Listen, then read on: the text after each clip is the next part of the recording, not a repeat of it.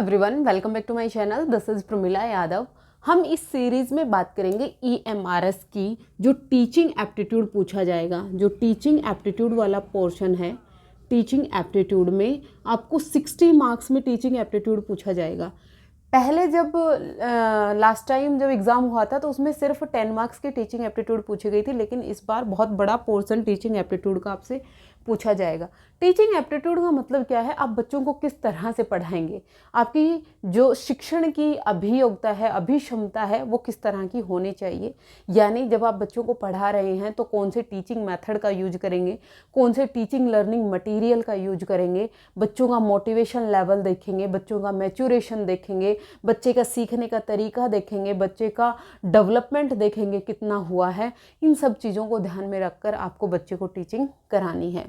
आपको बच्चे का ओवरऑल डेवलपमेंट करना है, यानी तीनों डोमेन्स में आपको बच्चे का डेवलपमेंट करना है। तीनों डोमेन्स का मतलब 3 डोमेन कौन कौन सी होती हैं, लगभग आपको सबको पता होगा कौन कौन सी हैं। एक तो आपकी कॉग्निटिव है, एक अफेक्टिव है और तीसरी साइकोमोटर डोमेन होती है। ये 3 डोमेन है, आपको याद रखना है। और अगर आपको पता है इन 3 डोमेन के बारे में किसने बताया, 3 डोमेन्स की बात किसने की है, 3 डोमेन हैं, कौन कौन सी हैं? कॉग्निटिव, अफेक्टिव और साइकोमोटर यानी गत्यात्मक। कॉग्निटिव यानी संज्ञानात्मक, अफेक्टिव यानी आपकी भावात्मक, और ये आपकी गत्यात्मक। ये 3 जो डोमेन हैं आपकी टीचिंग की या लर्निंग की, इसके बारे में किसने बात की थी, ये आप मुझे कमेंट सेक्शन में ज़रूर बताना। आपको बच्चे के तीनों जो डोमेन्स है इसका डेवलपमेंट कराना है। आपको इंडिविजुअल डिफरेंसेस का ध्यान रखना है, क्योंकि आपकी क्लास में जो 30 बच्चे प्रेजेंट हैं, मेनली हम मान के चलते हैं कि लगभग 30 बच्चों की एक क्लास होती है। उस क्लास में 30 बच्चे हैं, वो 30 के 30 एक दूसरे से डिफरेंट हैं। तो आपको बच्चों की इंडिविजुअल डिफरेंसेस को ध्यान में रखकर आपको टीचिंग करानी है। तो आप किस तरह से करा पाएंगे, ये सब चीज़ें एज ए टीचर आपको पता होनी चाहिए। आज की जो क्लास है उसमें हम टीचिंग मेथड्स का बारे में डिस्कस करेंगे कि टीचर है वो शिक्षण विधियाँ कौन कौन सी होती हैं। देखिए, टीचर जब भी किसी एक शिक्षण विधि का चुनाव करेगा कि उसे आज की क्लास में कौन से टीचिंग मेथड का यूज करना है, वो किस बेस पर डिसाइड करता है। सबसे पहले वो स्टूडेंट के बारे में सोचता है। किसके बारे में? आपको स्टूडेंट को सेंटर में रखना है। जब भी एक अफेक्टिव टीचिंग की बात आएगी, जब भी आप एक बढ़िया शिक्षण करवाना चाहते हैं, तो आप सेंटर में किसको रखेंगे? स्टूडेंट को सेंटर में रखेंगे।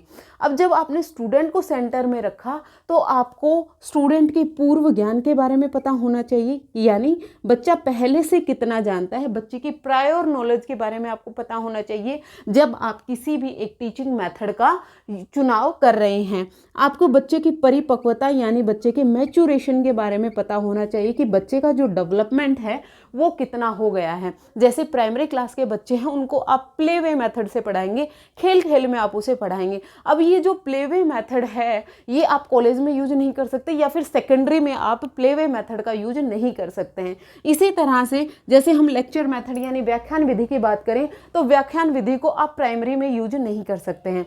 तो आपको बच्चे के लेवल का पता होना चाहिए कि बच्चे का लेवल ऑफ डेवलपमेंट कितना है। लेवल ऑफ डेवलपमेंट, बच्चे का जो विकास का लेवल है वो कितना हो चुका है, आपको उसका पता होना चाहिए। बच्चे के लर्निंग स्टाइल के बारे में पता होना चाहिए। बच्चे की लर्निंग स्टाइल के बारे में पता होना चाहिए, यानी बच्चे का जो सीखने का तरीका क्या होता है। कुछ बच्चे ऐसे होते हैं जो सुनकर बहुत अच्छे से सीख पाते हैं, यानी ऑडिटरी लर्नर्स होते हैं। कुछ बच्चे ऐसे होते हैं जो देखकर, अगर आप उसको कोई वीडियो दिखाएं, आप उसको चार्ट दिखाएं, कोई फिल्म स्ट्रिप दिखाएं, तो उससे वो बहुत अच्छे से सीख पाता है, यानी वो विजुअल लर्नर्स होते हैं। कुछ बच्चे ऐसे होते हैं जो करके सीखते हैं, लर्निंग बाय डूइंग करके। जब आप उनको कोई एक्टिविटी कराते हैं, कोई एक्सपेरिमेंट करवाते हैं, तब वो बेहतर तरीके से सीखते हैं। तो इसका मतलब आपको बच्चे की लर्निंग स्टाइल को भी ध्यान में रखना है कि बच्चा किस तरह से सीख रहा है। उसके अलावा आपको अवेलेबिलिटी का ध्यान में रखना है कि जो आप टीचिंग मेथड यूज कर रहे हैं उसमें आपको TLM की ज़रूरत पड़ेगी। किसी भी टीचिंग मेथड को पूरा करने के लिए टीचिंग लर्निंग मटेरियल की ज़रूरत पड़ेगी, यानी जो शिक्षण सहायक सामग्रियां होती हैं। कोई भी एक मेथड यूज कर रहे हैं, जैसे आप कोई एक लेक्चर मेथड यूज कर रहे हैं, अब लेक्चर मेथड के लिए आपको किन किन रिसोर्सेज की ज़रूरत होती है। लेक्चर मेथड को आप एक तरह से चॉक एंड टॉक मेथड भी कह सकते हैं। जैसे चॉक एंड टॉक मेथड है, उसमें आपको एक ब्लैक बोर्ड चाहिए होता है, एक चौक चाहिए होता है। ये दो चीज़ें तो आपको कम से कम चाहिए होती हैं। आप लेक्चर दे रहे हैं तो या तो आप नोट्स बना के लेके आएंगे, या कोई बुक लेके आएंगे, या फिर आप कुछ ना कुछ कहीं से तो कुछ चीज़ें यूज कर रहे हैं। आप कोई स्मार्ट क्लास का यूज कर रहे हैं तो आपको वहाँ पर स्मार्ट बोर्ड होना चाहिए, प्रोजेक्टर होना चाहिए, चार्ट होना चाहिए। ये सब क्या होते हैं, ये टीचिंग लर्निंग मटेरियल होते हैं। तो टीचर को ये ध्यान रखना पड़ेगा कि इस टीचिंग मेथड का जब मैं यूज कर रहा हूँ तो क्या ये जो टीचिंग लर्निंग मटेरियल हैं क्या ये यहाँ पर अवेलेबल हैं, और अवेलेबल हैं तो वो कॉस्ट एफिशिएंट भी होने चाहिए, यानी वो बहुत महंगे नहीं होने चाहिए। अगर बहुत महंगे टीचिंग लर्निंग मटेरियल हुए तो जो टीचर है वो अफोर्ड नहीं कर पाएगा। टीचर के पास कहाँ से आते हैं, गवर्नमेंट उनको प्रोवाइड करेगी, गवर्नमेंट उसको अफोर्ड नहीं कर पाएगी, तो वो चीज़ें भी नहीं होनी चाहिए। उसके अलावा आपको रिस्क को भी ध्यान में रखना है कि आप कोई भी टीचिंग लर्निंग मटेरियल का यूज कर रहे हैं उसमें रिस्क तो नहीं है। जैसे आप साइंस में बच्चे को एक्सपेरिमेंट करवा रहे हैं तो उसमें जो भी जहाँ पर लाइट का यूज हो रहा है वहाँ पर बच्चे का करंट ना लगने का ध्यान रखना है कि चीज़ों का आप बैटरी का यूज किया जाए, डायरेक्ट आप लाइट इलेक्ट्रिसिटी का यूज ना करें। इन सब चीज़ों को आपको ध्यान में रखना पड़ता है जब आप बच्चे को कोई भी एक टीचिंग मेथड का यूज करने जा रहे हैं। अब टीचिंग मेथड के साथ में एक चीज़ और आती है, अप्रोच। क्या आती है? अप्रोच। अप्रोच और जो टीचिंग मेथड है इन दोनों में क्या डिफरेंस होता है? अप्रोच और मेथड, इन दोनों में डिफरेंस आप समझ लीजिए। जो अप्रोच होती है ये एक ब्रॉड टर्म होती है, ये एक बहुत एक जर्नलाइज्ड एस्पेक्ट होता है। देखिए जो अप्रोच होती है इसमें बच्चा क्या सीखेगा, इसमें बच्चा सीखेगा व्हाई एंड व्हाट, या फिर आप कहें what and why. What and why यानी क्या और क्यों।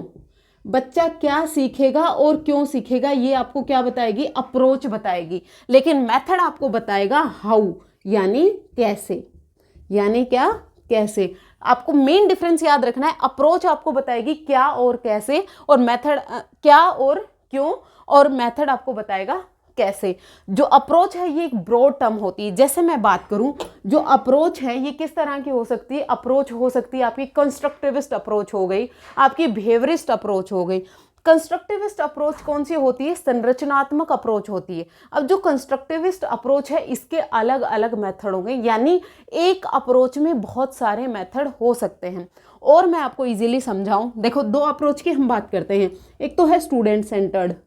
क्या है? स्टूडेंट सेंटर्ड यानी शिक्षार्थी केंद्रित, जहां पर शिक्षार्थी को केंद्रित में किया गया है। और दूसरा होता है टीचर सेंटर्ड। टीचर सेंटर्ड, यहां पर टीचर है वो सेंटर में होता है। दो अप्रोच की बात की। अब ये जो टीचर सेंटर्ड अप्रोच है इसमें टीचर है ये सेंटर में रहेगा, टीचर एक्टिव रहेगा, टीचर अपने हिसाब से बच्चों को पढ़ाएगा। बच्चे पैसिवली बैठकर सुन रहे होते हैं, नोट्स बना रहे होते हैं, रट्टाफिकेशन कर रहे होते हैं। अब ये जो टीचर सेंटर्ड अप्रोच है इसके बहुत सारे मेथड होते हैं। कौन कौन से मेथड? जैसे मैं बात करूं, लेक्चर मेथड है, इसमें टीचर सेंटर में होता है, टीचर खड़ा होता है सामने, बच्चे बैठे होते हैं, टीचर लेक्चर दे रहा होता है, व्याख्या कर रहा होता है, किसी भी एक टॉपिक पर वो व्याख्या कर रहा होता है। उसके अलावा चॉक एंड टॉक मेथड हो गया कि चौक के साथ वो ब्लैक बोर्ड पर लिख रहा होता है और इलेबोरेट कर रहा होता है चीज़ों को। उसके अलावा मैं आपको बात करूँ, डेमोन्स्ट्रेशन मेथड हो गया कि टीचर किसी भी एक एक्सपेरिमेंट है वो उसको परफॉर्म कर रहा है और बच्चे उसको देख रहे हैं, ऑब्जर्व कर रहे हैं। तो एक अप्रोच में बहुत सारे टीचिंग मेथड हो सकते हैं। और जैसे मैं स्टूडेंट सेंटर्ड की बात करूँ, स्टूडेंट सेंटर्ड यानी यहाँ पर जो शिक्षार्थी है वो केंद्र में रहेगा। यहाँ पर जैसे इंक्वायरी बेस्ड लर्निंग हो गई, या फिर लर्निंग बाय डूइंग हो गई, डिस्कवरी मेथड हो गया, ह्यूरिस्टिक मेथड हो गया। यहाँ पर बच्चा एक्टिव होता है, स्टूडेंट सेंटर में होता है। स्टूडेंट की जो नीड्स हैं उनको ध्यान में रखकर जो टीचिंग है वो करवाई जाती है। तो एक अप्रोच में बहुत सारे मेथड हैं वो शामिल हो सकते हैं, लेकिन मेथड एक ही होता है। जो अप्रोच है इसमें मेथड भी इंक्लूडेड होता है, अप्रोच में मेथड भी इंक्लूडेड होता है और टेक्निक्स भी इंक्लूडेड होती हैं। कौन कौन सी टेक्निक्स का टीचर है वो यूज कर रहा है वो भी इसमें अप्रोच में इंक्लूडेड होता है। जो अप्रोच है ये एक ब्रॉड टर्म है, ये एक जर्नल प्रिंसिपल बताती है, एक जर्नल एस्पेक्ट होता है कि आपको बच्चे को क्या और क्यों पढ़ाना है। मेथड एक तरीका होता है, एक विधि, एक आपको डायरेक्शन देगी, मतलब ये स्टेप बाय स्टेप पूरा प्रोसीजर होता है मेथड में कि आपको पहले स्टेप में ये करना है, दूसरे स्टेप में ये करना है, तीसरे स्टेप में ये करना है। जैसे हम आगमन और निगमनात्मक की बात करते हैं, इंडक्टिव और डिडक्टिव मेथड की बात करते हैं। जैसे आगमनात्मक में क्या होता है, नियम से पहले आपको उदाहरण दिए होते हैं, उदाहरण से आपको नियम पर जाना होता है। तो पहले आप बच्चों के सामने उदाहरण प्रस्तुत करेंगे, फिर बच्चे उससे नियम ढूंढने की कोशिश करते हैं, फिर लास्ट में वो नियम पर जाते हैं। तो ये क्या हुआ, एक फिक्स स्टेप होते हैं मेथड में, लेकिन अप्रोच में कोई फिक्स स्टेप नहीं होते हैं। तो होपफुली आपको अप्रोच और मेथड में डिफरेंस समझ में आ गया होगा। यहाँ से आप क्वेश्चन बन सकता है कि अप्रोच और मेथड में क्या डिफरेंस होता है। उसके अलावा कोई भी एक मेथड जब आप सेलेक्ट कर रहे हैं तो आप किन किन चीज़ों का ध्यान में रखेंगे। अच्छा, ये तो हमने बात करी थी कि स्टूडेंट की किन किन चीज़ों को ध्यान में रख के आपको कोई टीचिंग मेथड सेलेक्ट करना है। जब टीचर एक टीचिंग मेथड सेलेक्ट करता है तो वो अपने खुद की नॉलेज को भी ध्यान में रखता है कि क्या मुझे ये मेथड है, ये जैसे वो कोई भी एक्टिविटी करवाना चाहता है, क्या वो उस एक्टिविटी को करने में सक्षम है।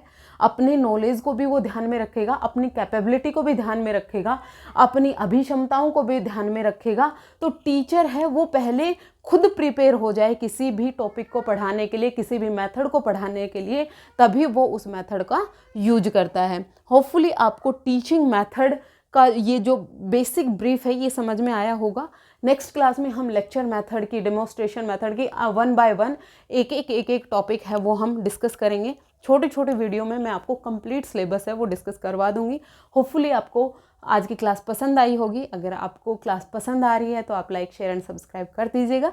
आज के लिए इतना ही, मिलते हैं नेक्स्ट क्लास में फिर से। Thank you very much.